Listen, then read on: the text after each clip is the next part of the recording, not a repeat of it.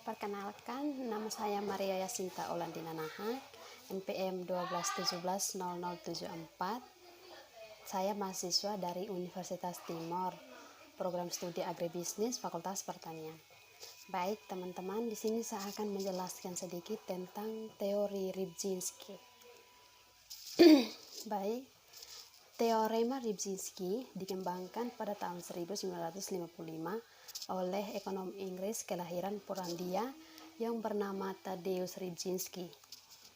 Menurut teorema ini, pada harga barang yang relatif konstan, peningkatan banyak suatu faktor atau faktor endowment akan meningkatkan output sektor yang menggunakan faktor tersebut secara intensif dan penurunan absolut output sektor lain.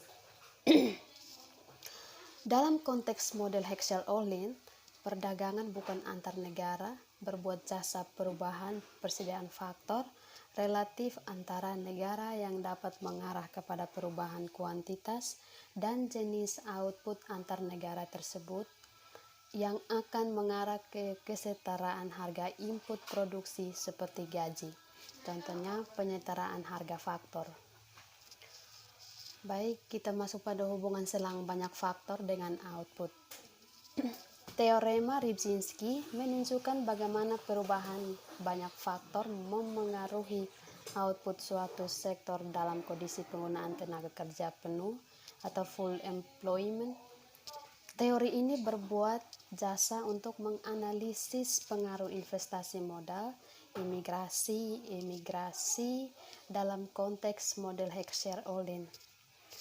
Pertimbangkan diagram di bawah ini yang menggambarkan batasan buruh atau labor constraint dalam warna merah dan batasan modal atau capital constraint dalam warna biru. Anggaplah kurva kemungkinan produksi di bawah ini terjadi pada titik A.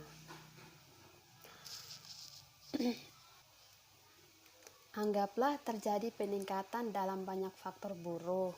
Hal ini akan mengakibatkan pergeseran batas buruh ke kanan. Kurva kemungkinan produksi dan maka produksi akan bergeser ke titik B. Produksi baju, barang yang menggunakan faktor buruh secara intensifikan meningkat dari C1 ke C2.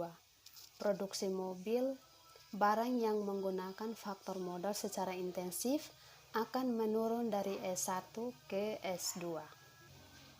Jika banyak modal meningkat, batas modal akan bergeser keluar sehingga mengakibatkan peningkatan produksi mobil dan penurunan produksi baju.